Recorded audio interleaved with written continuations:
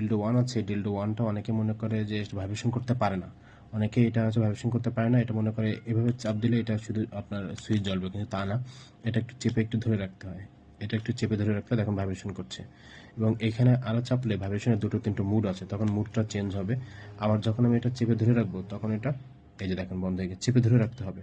আর এখানে ব্যাটারি হচ্ছে আপনার রিমোটের যে ব্যাটারি থাকে, 3টা রিমোটের ব্যাটারি, দেখেন 3টা ব্যাটারি কোন পজিশনে কোনটা দেওয়া আছে আপনি একটু দেখে নেবেন। দেখেন ভিতরে যেটা দিয়েছি সেটা হচ্ছে এই যে এই পাশটায়, সরি এই পাশটা আগে দিয়েছি, এই যে এই পাশটা, এই পাশটা কিন্তু আগে দেওয়া, এই যে এই পাশটা কিন্তু ভিতরে আগে দেওয়া, ওই যে আগে দেওয়া। তারপরে হচ্ছে আপনার, তারপরে দেখেন কোনটা কোনভাবে দেওয়া, এটা অনেকে বুঝতে পারে না, যে কারণে এটা ভাইব্রেশন করতে পারে না।